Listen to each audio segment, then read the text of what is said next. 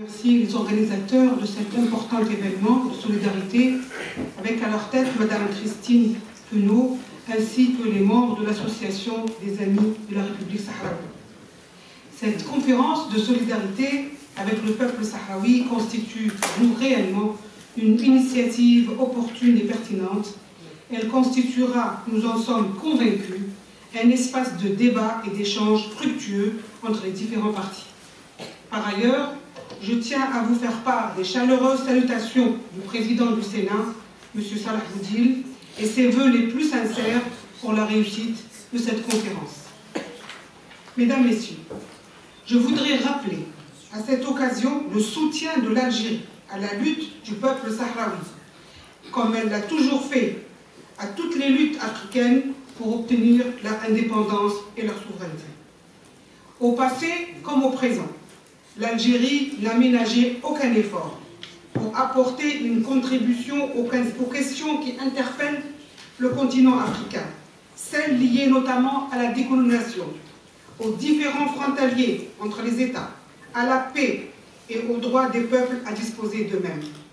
En sa qualité de pays voisin, l'Algérie continuera d'apporter avec responsabilité et espoir tout son appui au processus mené par l'ONU à résoudre les conflits du Sahara occidental. Dernière colonie en Afrique, le Sahara occidental a été occupé de façon illégale par le Maroc en 1975, après le départ des troupes espagnoles, et reste à ce jour inscrit à l'ONU au chapitre des territoires à décoloniser, selon les règles du droit international en la matière. C'est pourquoi le parachèvement du processus de décolonisation en Afrique et la pleine consécration du droit des peuples à l'autodétermination sont tributaires de la solidarité entre les peuples africains et leur soutien à la cause sahraoui, conformément aux fondements et références de lutte et à la légalité internationale. Dans ce cadre, l'Algérie souligne l'impératif du parachèvement du processus de décolonisation du Sahara occidental à travers la mission des Nations Unies pour l'organisation d'un référendum d'autodétermination du peuple du Sahara occidental, conformément aux principes de la Charte des Nations Unies et aux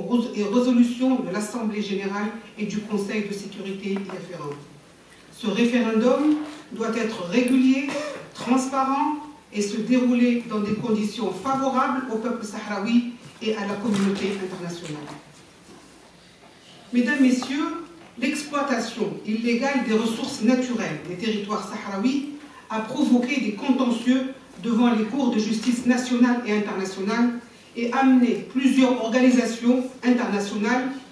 telles que l'ONU, telles que l'Union africaine, telles que l'Union européenne à émettre des avis juridiques sur cette question. Les débats au sein de l'Assemblée générale des Nations unies ont abouti à l'adoption en décembre 1962 de la résolution 1803 intitulée « Souveraineté permanente sur les ressources naturelles » qui énonce que le droit de souveraineté permanente des peuples et des nations sur leurs ressources naturelles doit s'exercer dans l'intérêt du développement national et du bien-être de la population de l'État intéressé, et que la violation des droits souverains des peuples et des nations sur leurs richesses et leurs ressources naturelles va à l'encontre de l'esprit et des principes de la Charte des Nations Unies et gêne le développement de la coopération internationale et le maintien de la paix. Tous les peuples peuvent disposer librement de leurs richesses et de leurs ressources naturelles. Le pillage des ressources d'un peuple sous occupation est condamnable et constitue une transgression flagrante au droit international. Dans ce sillage,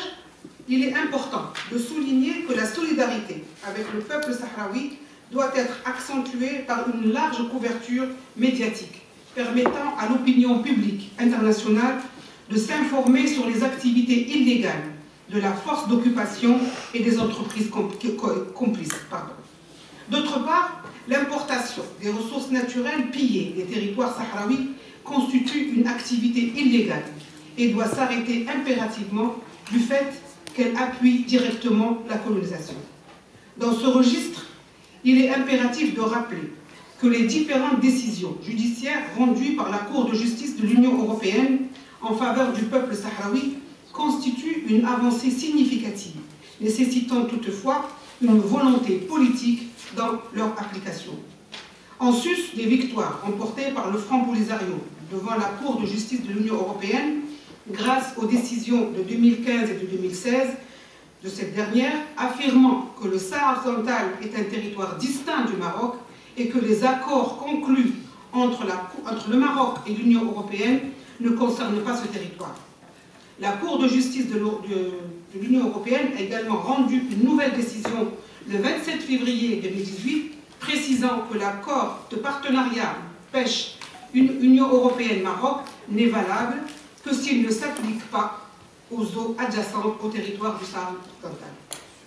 L'Union africaine, quant à elle, continue de son côté de s'impliquer dans la recherche d'une solution juste et durable au conflit du Sahara, qui pourvoit à l'autodétermination du peuple sahraoui.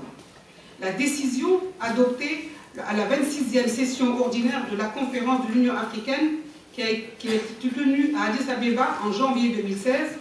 a réitéré son appel à l'Assemblée générale des Nations unies et protégé l'intégrité du Sahara occidental en tant que territoire non autonome à tout axe et tout acte susceptible de compromettre, y compris la préservation des ressources naturelles. Comme nous venons de le voir et de le constater, les résolutions des Nations unies,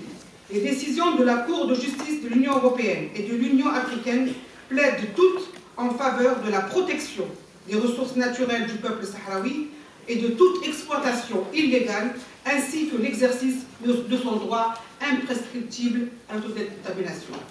Cela étant,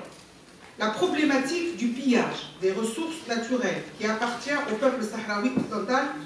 ne doit pas être dissociée de la situation inquiétante et condamnable des droits de l'homme dans le territoire occupé.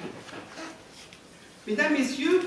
l'approche algérienne favorise toujours le respect de la légalité internationale, le dialogue et la concertation pour le règlement pacifique et politique des conflits.